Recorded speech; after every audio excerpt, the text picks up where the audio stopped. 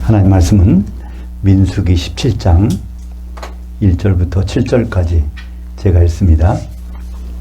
여호와께서 모세에게 말씀하여 이르시되 너는 이스라엘 자손에게 말하여 그들 중에서 각 조상의 가문을 따라 지팡이 하나씩을 취하되 곧 그들의 조상의 가문대로 그 모든 지휘관들에게서 지팡이들 12를 취하고 그 사람들의 이름을 각각 그 지팡이에 쓰되 레위 지팡이에는 아론의 이름을 쓰라. 이는 그들이 조상의 가문에 각 수령이 지팡이 하나씩이 있어야 할 것임이니라. 그 지팡이를 회막 안에서 내가 너희와 만나는 곳인 증거궤 앞에 두라. 내가 택한 자의 지팡이에는 싹이 나리니 이것으로 이스라엘 자손이 너희에게 대하여 원망하는 말을 내 앞에서 그치게 하리라.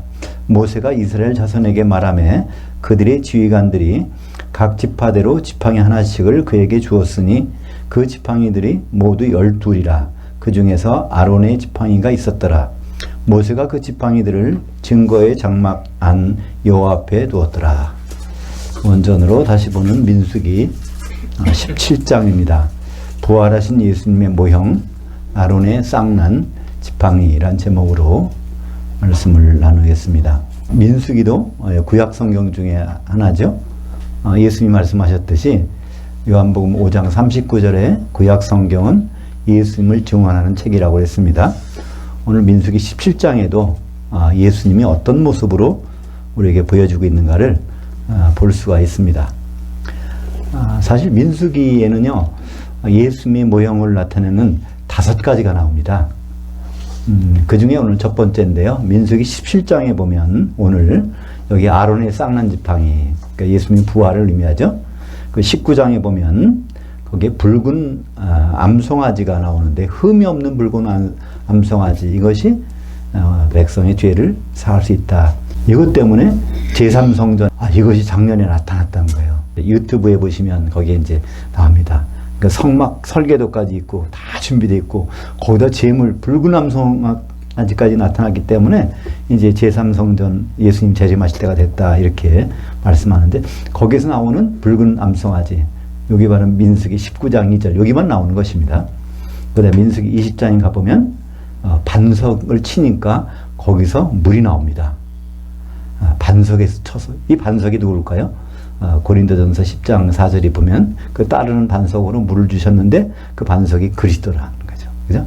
그 반석이 깨지니까 물이 나와요. 십자가에서 예수님, 반석 대신 예수님이 깨지니까 생수의, 성령의 생수가 우리에게 나오는 것처럼 그 모형이 이제 민수기 20장에 나옵니다. 그리고 민수기 21장에 보면 롯뱀 사건, 요한복음 3장에 보면 예수님이 니고데모하고 대화하는 가운데 거듭나는 것이 무엇이냐 물어보실 때 너는 유대인이 선생인데 이것도 모르느냐? 그때 것이 민수기 21장의 롯뱀 사건이거든요. 뱀에 물려서 다 죽게 되었는데 롯뱀을 장대에 넣어 비다르면 그걸 쳐다보는 사람은 살리라. 그걸 쳐다보는 사람은 다 살았어요. 근데 그걸 안 쳐다보는 사람은 다 도로 그냥 이제 죽고 말았죠. 그것이 바로 영으로 나는 것이다 그런 거죠. 성령을 받아서 영으로 나는 것이 아니라 바로 엄마 뱃속에서 양수 같아서 나오는 사람이, 그다음에 그 장대 십자가에 달린 분이 누구라는 사실을 알아야 되는 겁니다. 그죠? 근데 거기에 중요한 것은 놋뱀이라는 거예요. 놋뱀. 뱀은 뱀인데 독이 없어. 근데 놋뱀이라는 것은 두 종류가 하나가 된 거잖아요. 그죠? 구리와 아연. 그죠? 그래서 아연은 하나님, 의로우신 하나님. 그리고 이 구리는 바로 인간의 피 색깔. 그죠? 그래서 그분이 누구라는 사실을 알고 믿어야지 그냥 무조건 믿는다고 되는 건 아니에요. 그죠? 그런 사람이 영이 살아난다. 민수기 35장에서는 도피성이 나옵니다. 이 요단강 동쪽과 서쪽에 3개씩의 도피성이 있어요. 레위인들이 그걸 이제 관할하게 하는데 죽을 죄를 졌는데 거기만 들어가면 사는 거예요. 그죠? 지금을 죽일 수가 없어. 우리가 다 죽일 죄를 진 사람들 아니니까. 근데 도피성에만 가면 돼.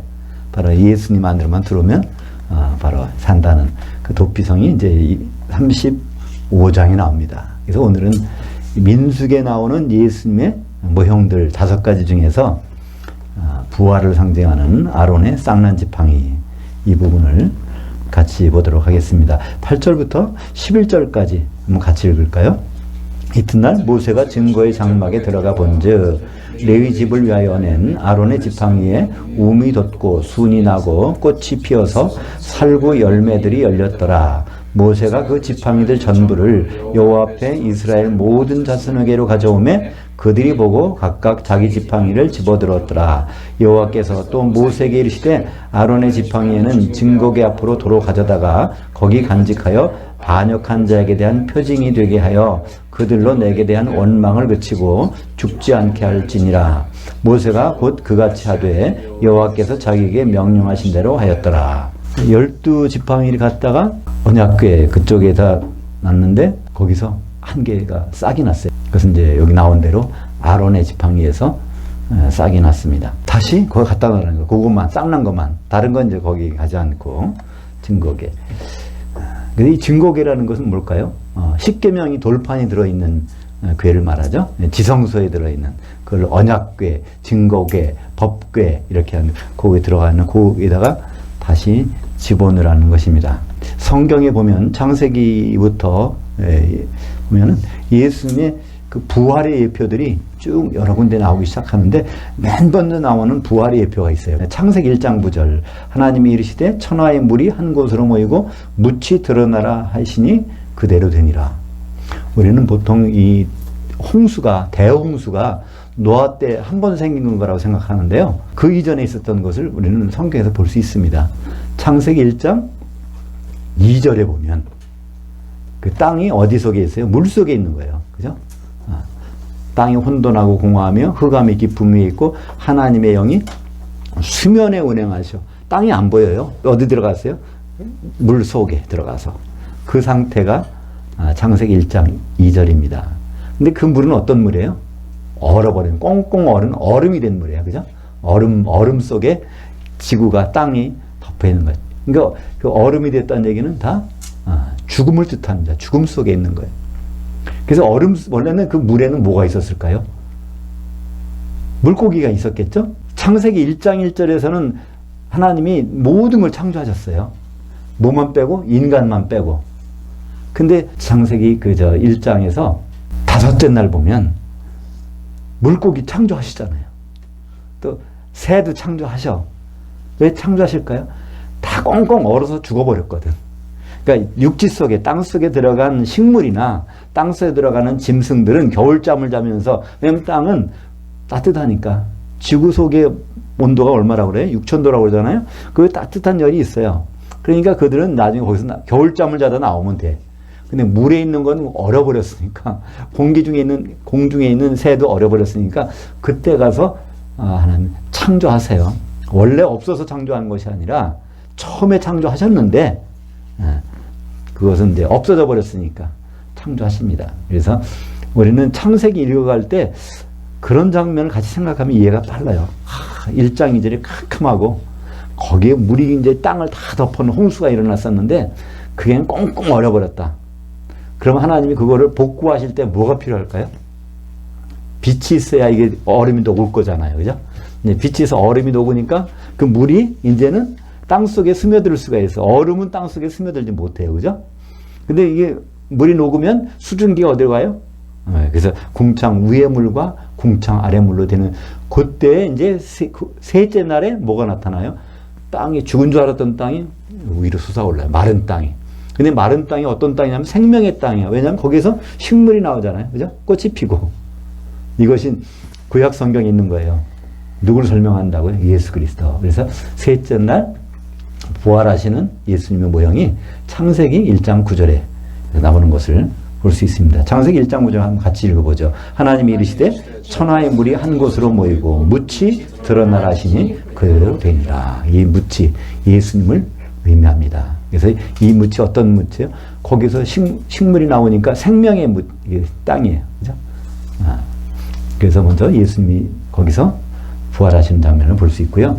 또 창세기 3장 15절에 보면 하나님이 그 뱀에게 여자의 후손이 네 머리를 상하게 한다는 말씀을 하시잖아요. 이 뱀의 권세는 사망 권세예요. 근데 그것을 이길 수 있는 건 뭐죠? 부활. 그래서 거기서도 바로 뱀의 머리를 상하게 한다는 것은 그분이 부활하신다는 말씀이죠. 그래서 예수님의 부활을 그래서 볼 수 있습니다. 근데 거기 보면 하나 우리가 이해할 때 근데 왜 그 발꿈치를 상하게 한다는 말이 나온다요. 그죠? 그건 어떻게 우리가 이해할 수 있을까요? 여자의 후손의 발꿈치를 상하게 해요. 여자의 후손이라는 건 예수님이잖아요. 예수님의 몸에 발꿈치는 어디를 딛고 있어요? 발은 땅을 접촉하고 있는 거예요. 그죠? 뒤꿈치. 그러면 거기 누가 물어요? 그러니까 이제 교회, 우리가 교회의 구성원들이잖아요. 지체들이니까. 그러나 교회에는 들어와 있지만 여전히 땅에 접촉하고 있는 사람, 아직은 확실히 떨어지지 않은 사람도 있어요. 그죠? 있을 수 있어. 그런 사람이 여전히 물리게 되는 거예요. 그러니까 신앙생활 하면서도 세상에 자꾸 거기 접촉하고 있는 사람들은 발꿈치를 물어요. 누가? 마귀가. 언제까지? 무적행이 들어가기 전까지는 그렇게 돼 있어요. 그때 우리가 할 수 있는 방법이 뭘까요? 에베소서 6장에 평안의 복음으로 신발을 신고, 그러니까 안전한 거예요. 이 세상 살 때 안전한 거는요, 복음으로 신발을 신고 다니면 발꿈치 안 물려. 그죠? 장화, 그러니까 진흙길 아주 그런 데 다닐 때 안전한 방법이 있어. 그죠? 긴 장화 신고 다녀보세요. 괜찮아. 우리는 그래서 우리는 복음을 사용할 수 있는 그런 길을 또 성경은 우리에게 알려주고 계십니다. 무엇보다도 예수님의 부활을 직접적으로 하신 말씀이 있어요. 그것이 요나서 1장 2장 10절 보겠습니다. 여호와께서 그 물고기에게 말씀하시되 요나를 물에서 토해내라. 말씀하시면 토해내라. 그러니까 3일 밤 3일 낮 동안 물고기 뱃속에 들어가 있는데 거기서 토해내라는 거예요. 이 요나서도 역시 누굴 설명하는 건가요? 예수님. 그러니까 예수님이 직접 말씀하셨죠? 마태복음 12장 40절에 요나가 밤낮 사흘 동안 큰 물고기 뱃속에 있었던 것 같이 인자도 밤낮 사흘 동안 땅속에 있으리라. 이 원문에 보면요, 밤낮 사흘이라고 되지 않고 3일 밤 3일 낮 이렇게 돼 있어요. 72시간이라고 돼 있습니다. 그러니까 예수님이 땅속에서 72시간 있다가 나온다는 것은 바로 성경이 있어서 그렇게 되는 거예요. 고린도전서 15장 4절에 보니까 장사지는 바 되셨다가 성경대로 사흘 만에 다시 살아나사. 그래서 예수님은 한 달 있다 나오셔도 되는데 그렇게 할 수가 없어. 미리 성경에서 말씀해 주셨기 때문에. 또 금방 하루 만에 나오실 수도 있어요. 그러나 그렇게 안 하셨어요. 그래서 성경은 고린도전서 15장 4절에 성경대로 사흘 만에. 그러면 성경에 어디에 사흘 만에 나오냐면 요나서에.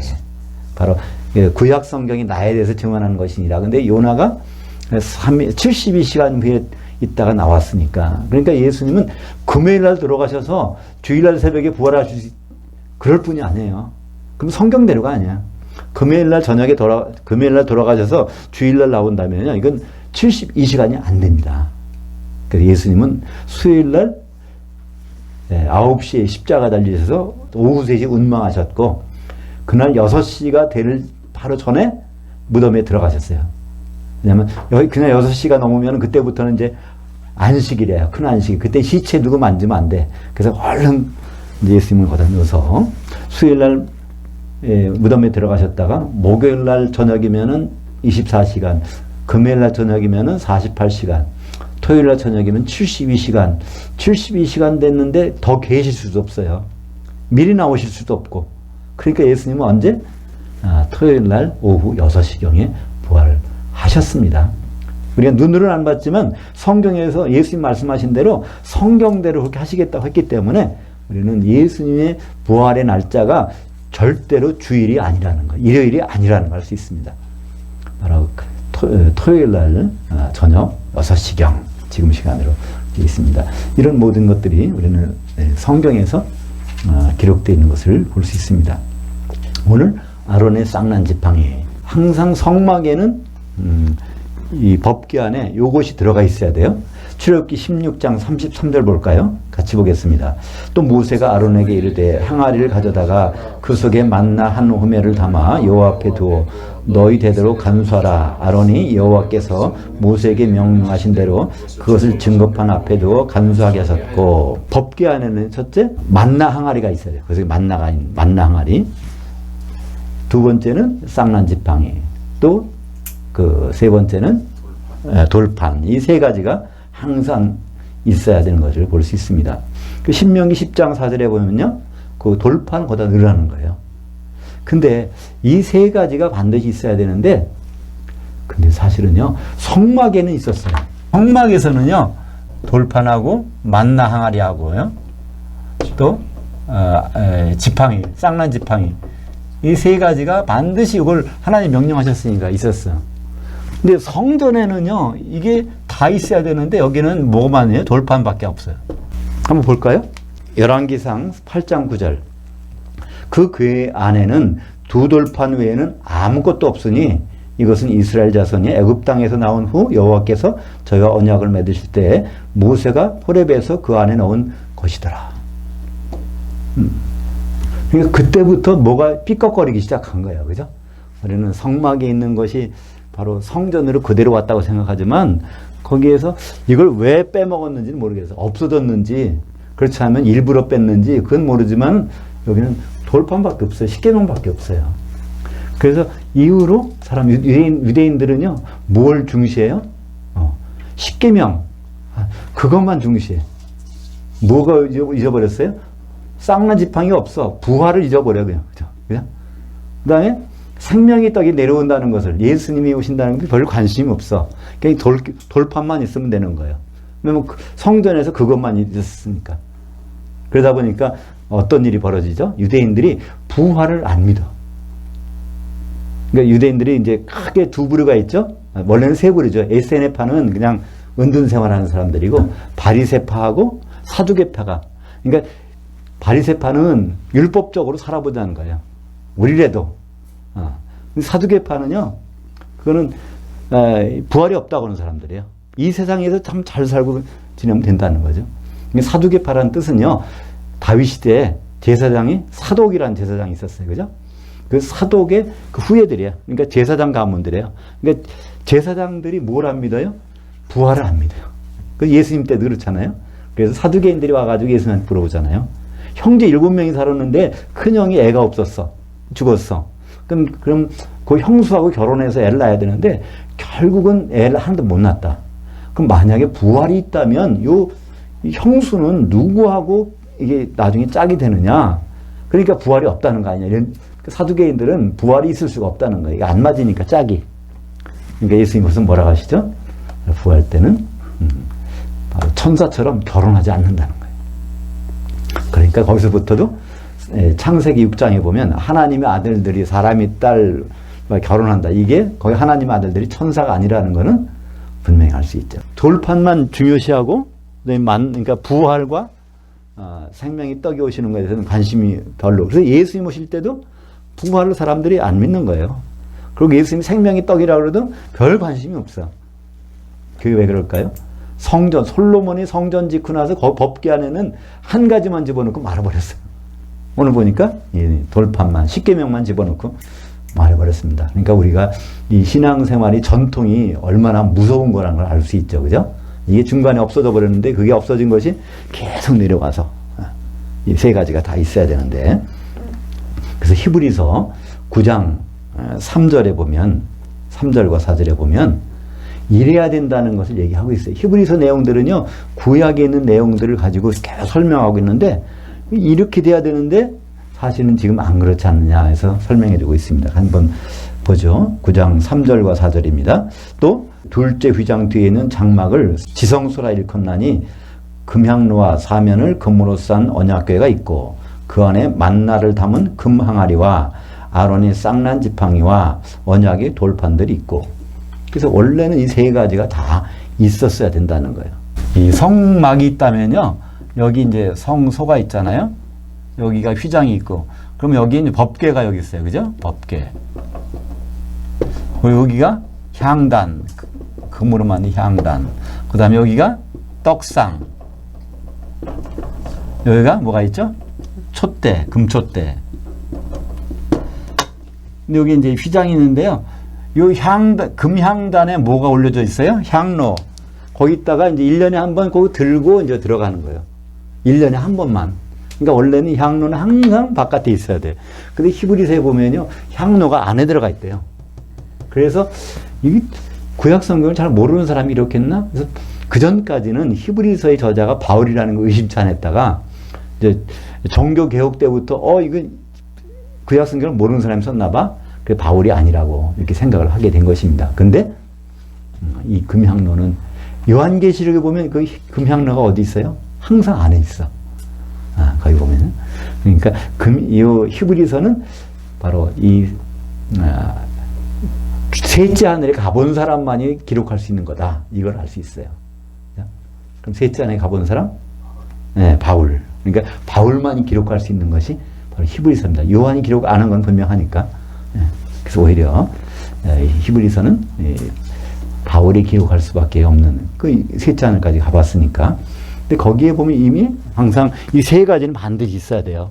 이걸 억지로 따져보자면 돌파는 뭘 의미할까요? 하나님 아버지라고 할 수 있어요. 그죠? 하나님 아버지. 그 다음에 이 만나는 우리 생명이 있다고 하신 예수님.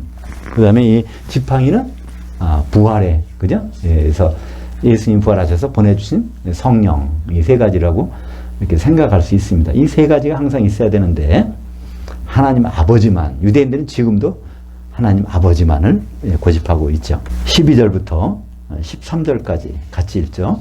이스라엘 자손이 모세에게 말하 이르되 보소서 우리는 죽게 되었나이다. 망하게 되었나이다.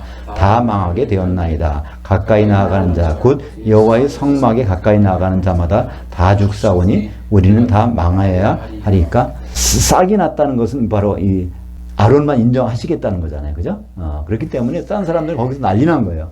야, 그럼 우리는 하나님께 가긴 가야 되는데 그럼 다 죽는 거 아닌가? 그때 하나님이 방법을 일러주시죠. 그래서 딴 사람들은 이제 오지 않아도 된다는 거예요. 대표만 오면 되니까. 레위 지파만 바로 아론과 제사장만 나한테 와서 바로 제사를 드리면 된다는 것을 그 민수기 이제 18장에서 보면 18장 1절부터 7절까지 내용은 바로 그런 얘기입니다. 딴 사람들은 올 필요가 없다는 거예요. 근데 대신 반드시 제사장들과 그 이제 레위 지파가 와서 제사 업무를 담당하도록 해야 된다는 것입니다. 제사장 하면은 별거 아닌 것 같지만 우리가 요한계시록에도 보면 그렇잖아요. 우리를 제사장으로 삼았다는 거예요. 그러니까 그 별 감격이 없어요, 그죠? 근데 제사장은 어떤 업무냐면 하나님 만나도 죽질 않아, 그죠? 제사장이 알면 죽을 수. 그리고 제사장이 그 일을 해줘야 다른 사람도 죽질 않아요, 그죠? 그 얼마나 중요한 임무라는 것을 우리는 그 성경에서 볼 수 있는데 제사장이 되었다 그래도 별로 감동이 없습니다. 요한계시록 1장 6절 볼까요? 그의 아버지 하나님을 위하여 우리를 나라와 제사장들로 삼으신 그에게 영광과 능력이 세세토록 있기를 원하노라. 아멘. 그래서 이 우리라는 것은요, 누굴까요? 요한계시록의 수신자야. 요한계시록의 수신자는 누구죠? 하나님의 종들인데 그것은 교회의 구성원들이에요. 그죠? 교회에서 성도로 있는 사람들이 바로 제사장이라는 거죠. 근데 이 제사장이라는 신분은 우리가 확인하고 있는데 내가 제사장이었는데 뭐 특별히 달라진 게 없잖아요. 근데 이 세상만 보니까 우리는 별걸 못 느껴요. 근데 천년왕국에서는요, 이 제사장이냐 아니냐에 따라서 거기 있을 수도 있고 그렇지 않으면 바깥이라는 것은 불섞인 유리바다 지옥이란 말이에요. 그죠? 그러니까 우리 예수 믿는 분들이 제사장 신분을 유지하느냐 그렇지 않느냐는 것은요, 천년왕국에 들어가느냐 그렇다면 천년 동안 지옥에 던져지느냐 아주 심각한 사건이거든요. 근데 우리는 제사장 자체를 별게 아닌 걸로 생각하는 거예요. 지금만 보니까. 그죠? 요한계시록 20장 6절 한번 같이 보겠습니다. 이 첫째 부활에 참여하는 자들은 복이 있고 거룩하도다. 둘째 사망이 그들을 다스리는 권세가 없고 도리어 그들이 하나님과 그리스도의 제사장들이 되어 천년 동안 그리스도와 더불어 왕노로 타리라. 그러니까 우리는 이 제사장의 업무가 뭘까요? 우리는 제사장 하면은 그냥 제사 지내는 걸 알고 있어요. 그죠? 제사장은 제사 지내는 거로. 근데 이 천년왕국에서 제사장의 업무는요, 왕노릇 하는 거예요. 천년 제사장. 그러니까 원래 제사장들이요, 제사 지내는 업무도 있지만 유대인들이 이제 뭘 잘못했어, 문제가 생겼어, 소송이 벌어졌어. 그럼 누구 앞에 가요? 제사장한테 가서 그 재판을 받거든요. 그러니까 제사장은 그들을 다스리는 역할을 했단 말이에요. 이제 앞으로 제사장들은요, 이제 다스리는 역할밖에 없어요, 사실은. 가서 제사, 짐승 잡아서 피를 내서 제사 드리는 일은 예수님이 끝내주셨으니까 더 이상 하실 필요가 없어요. 왜냐면 그걸 한다면 누굴 무시하는 거예요? 예수님 무시하는 거야. 예수님이 피해 제사 마지막으로 완전히 끝내주셨는데 우리가 제 피해 제사를 붉은 암송아지가 요새 나왔다. 그러니까 그걸 준비했다가 제3상전에 가서 제사를 지내자. 이거는요, 예수님이 십자가 사건을 무시하는 행위이기 때문에 용납이 안 되는 거예요. 그럼 제사장은 놀고 먹으라고요? 아니요.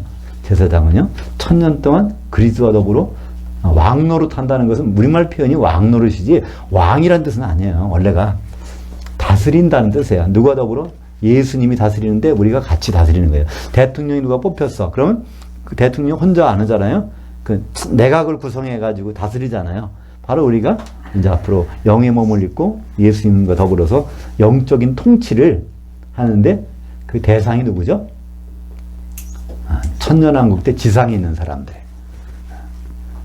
우리는 보통 예수님은 천년왕국 때 거기 가서 사자한테 한번 가보고 독사울에다 손도 집어넣어보고 막 그럴 생각 있잖아요. 그죠? 얼마나 좋을까? 신나게.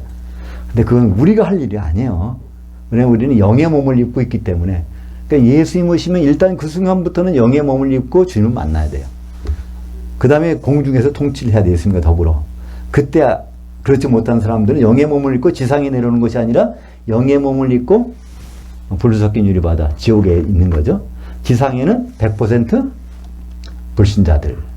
왜냐하면 예수 믿었던 사람들은 빠짐없이 다 그리스도 안에서 죽은 자들은 공중에 올라가니까, 그죠? 그런 상황에서 왕노릇하는 것을 통치하는 것을 성경에서는 제사장이라고 얘기하고 있습니다. 그래서 이 제사장이 됐다는 걸 자체가 우리 신분이 이렇게 달라졌다는 것 자체를 알 수 있다면요, 우리는 매일매일 감사할 수 있을 거예요. 그죠? 1000년 동안 왕국의 생활을 미리 보고서 살아가는 사람들이니까 감사가 안 나오겠어요? 근데 제사장의 그 역할이 현실 세계에서 주는 것이 별로 없다고 생각하니까 고마움이 사라져서 아주 잊어버리는 거잖아요. 근데 우리가 우리 삶 가운데서 항상 주님 오신 다음에 일들이 생각날 수 있다면 우리는 감사가 넘치게 될 것입니다. 지난번에 그런 말씀 드렸죠. 지금 우리 인생은 영적으로 보면, 성경적으로 보면 전반전이라고요. 죽은 다음부터 부활할 때까지는 하프타임. 그리고 하프타임 끝나고 후반전은 주님과 더불어 천년왕국에서, 아니면 주님과 떨어져서 지옥에서 천년 동안 보내는 것. 그것이 이제 후반전입니다. 그 다음은 뭘까요? 연장전. 백보자 심판 다음에 세세토록, 이건 연장전이야. 그래서 성경은 그 부분을 아주 선명하게 구분해 놓고 있어요. 그게 어디 나오죠? 요한계시록 14장 13절에 거기 보면 이제 이후로 주 안에서 죽는 자들은 복이 있나니 잠시 쉬리니, 우리말 그 잠시가 중간에 쉬리니 하프타임 가지리니 이런 거예요. 주님 안에서 죽게 되면 하프타임 갖는다는 거예요. 하프타임. 그럼 주님 안에서 죽기 전까지는 전반전이에요. 그리고 그들이 행한 일들이 따름이니라. 그것이 후반전에 가서 천년왕국인지 천년지옥인지 따른다는 것. 너무나 선명하게 있어요. 요한계시록 14장 13절은요. 아나 타우 우라는 동사를 사용하는데요. 아나라는 건 중간, 타우라는 건 쉬는 거예요. 그죠? 쉼. 그러니까 중간에 쉬는 거니까 영어로 하면 다른 단어가 아니라 하프타임이죠. 그죠? 네, 하프타임. 언제부터 하프타임이요? 죽는 순간부터. 그러니까 죽기 전까지는 전반전. 그러니까 우리 연세가 드셔도요, 전반전 사시는 거예요. 죽는 순간부터 끝이 아니면 하프타임이에요. 그러니까 운동선수들이 전반전에 기진맥진은 뛰었어요. 근데 하프타임은 얼마예요? 거기 물도 마실 수 있고, 또 뭘 들을 수 있어요? 감독에게 작전 지시를 받을 수 있어요. 벽 안에서 힘을 비추갈 수 있어. 그 다음에 후반전 뛰는 거잖아요. 그러니까 죽는 것이 하프타임이라고 생각된다면요, 슬플 사람이 없어요. 그죠? 근데 죽는 것이 하프타임이라고 생각이 안 되면 너무나 억울하잖아요. 이렇게 예수를 열심히 믿어왔는데 이게 나중에 이게 뭐야. 그렇게 생각한단 말이에요. 그건 우리의 생각이고 성경에는 분명히 전반전과 하프타임과 이 후반전을 구분해 놓고 있습니다. 그때 후반전에서 우리의 역할이 뭐예요? 제사장. 어떤 제사장이 피 흘려서 제사 드리는 것이 아니라 주님과 더불어 다스리는 역할. 지상에 있는 사람들을 다스리는 역할입니다. 오늘 민수기 17장은 아론의 쌍난 지팡이, 부활에 대해서 말씀하고 있는데요. 우리는 그냥 부활하면 죽었다 사는 것, 이것만 생각하는데요. 바로 이 부활이라는 것은 영의 몸으로 사는 것입니다. 영의 몸으로 사는 다음부터는요, 그 다음 지상에 내려와서 뭐 할 생각하지 마세요. 그럴 필요도 없어. 예? 완전히 우리. 그러니까 이 애벌레가 뽕잎 먹다가 나비가 된 다음에는요, 다시 애벌레 생활을, 이건 필요가 없다니까. 그거 갈 일은 없으니까. 나비 세계에서 지낼 것만 잘 생각하시면 되는 것이죠. 이 민수기는 바로 혼의 구원에 이른 사람이 어떻게 되어야 되느냐, 이것을 다루는 출애굽 한 60만 3,550명 중에서 2명에 들어가는 사람이 어떻게 되느냐를 우리에게 설명해 주고 있는데요. 그것이 산술적으로는 굉장히 힘든 거예요. 그러나 주님의 방법을 따르면 너무나 쉬운 일입니다. 아주 쉬운 일. 살구나무에서 잎이 피고 꽃이 피고 살구 열매까지, 이게 순식간에, 그죠? 순식간에 벌어질 수 있는 거예요. 사람 생각으로는 불가능한 일이 벌어졌잖아요. 주님이 하시는 그런 일은 모두가 그렇습니다. 기도하겠습니다.